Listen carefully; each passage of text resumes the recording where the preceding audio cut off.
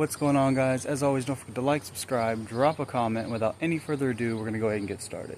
So those of y'all that are familiar on that post back here, that metal pole, we had actually had a video about a dehydrator that we were trying out. It's basically an air or like a sun dehydrator. It's you hang dry whatever you're trying to dehydrate. We actually had it out here for about 3 days, dehydrating all of the herbs and stuff for cooking. That we were starting that process as it is summer. However, it's been raining a lot on and off, very humid for about the last week, so we had to take it inside. It still did relatively well, but I wanted to go over drying and curing with y'all. So essentially, some things you have to just dry, and you can powder them and they're ready to go like that. In fact, those things you can relatively easily use a dehydrator on, but there's some types of herbs and stuff that have to go through a curing process, and if they don't have to go through a curing process, if you do put them through the curing process, you'll get a much better end product to where it's much more flavorful, and you can retain a lot of the oils that have the compounds in it that you're actually wanting in terms of like flavor, and not just flavor but health as a whole. So I'm going to be going through all that with y'all now. So this is the lamb's ear. For those of you that aren't familiar, this traditionally would look like this over here. So as you can tell, it's a relatively thick leaf. It's not exactly easy to break. So that's going to be this right here. We want them as whole herb pieces because they do make decent band-aids and stuff. So medicinally speaking, we're going to probably keep it in this format. Now, in terms of figuring out whether or not they need a cure, I've come up with a somewhat simple option to kind of help you figure out. So if you think about spearmint and moringa, once you cut that off, like a limb of it, and leave it in the sun, it's going to react like a grass or a hay. It's going to dehydrate relatively fast and can brown if dried too fast. So you can essentially run these guys through a dehydrator or just air dry them for a week, and you hit them with the blender, and then they're going to be ready to go. You don't really have to worry about the curing process. Now, if you take garden sage or lamb's ear, even rosemary and lavender, the leaves are super thick, and they're not really full of water like these other kind of grassy ones, like the spearmint and the moringa here. They're going to be more full of like an oil. So these would benefit, you don't have to, but they would benefit from going through a curing process. And what that looks like is, so for the garden sage, for example, and the lamb's ear, they both went through the same drying process, and then once the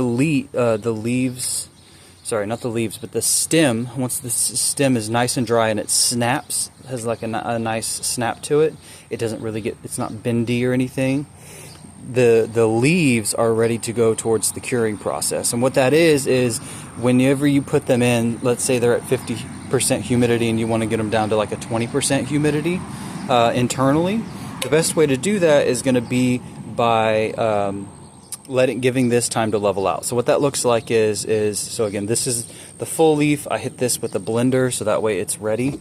And what you do is once a day, starting out, so like once a day, let's say I just hit this with the blender, I'm gonna throw it in here. I'm gonna do it to where it's about half full, turn it on its side, and I'm actually going to open this, take the top off. So you take the top off, which I'm not going to right now. As you can see, it's like really humid outside, so I don't want to mess with the humidity on it. I'll do this later inside. But you want as much air to kind of penetrate the jar as possible, and not just inside of the jar when you open the lid, but you also want it to be able to get all inside so you don't get any mold or mildew or fungus breakout. Now, once that has happened, and again, I'm doing it on this one as well, again, if you wanted to use this for tea, I would hit it with the blender before you start doing the curing process. You're just going to get a different outcome on it. But what happens is let's say it's 50% humidity internally, and then you throw it in the jar. This entire jar will fill up with that humidity, because the humidity within the jar will want to reach some sort of balance, so to speak. So maybe it goes up to 48 within the jar. Then the next day you pop the lid off, and it's called I think it's called burping or something. But you take the lid off, you let it air. Same process every day for a week, and that 48% humidity will now reach, let's say, 25 internally. You put the lid back on, and then the next 24 hours, all of the humidity in these will kind of disperse through the entirety of the container. And again, it's just going to keep it from browning. It's going to keep the outside from dying, and then have like a really oily center, which is going to be a prime spot for mold and mildew and stuff to take over. But what you essentially go through you have to burp it every day for the entirety of the week, this guy included. And after a week, you can just burp it every like 2 to 3 days until you've reached the 30-day mark. So it's like 7 days for where you have to burp it every day, and then the last 3 weeks you can just burp it every I would say do it every day for a week, every 2 to 3 days for 2 weeks, and then just once on the final week. After the 30 days, these guys are going to be ready and shelf stable. You should not have any mold or mildew issues, and just relatively they're going to have a better product. Now the spearmint here, as I said, you don't actually need to do the burping process. However, I will do the burping process because it really helps with the oils. So whenever I make a tea or I add these into season, it's going to be significantly stronger. And that's the difference between the home stuff and the store-bought. See, when you do it at home, you have the ability to cure it, which increases its overall value as for whatever you're trying to do, whether it's medicinally or culinary.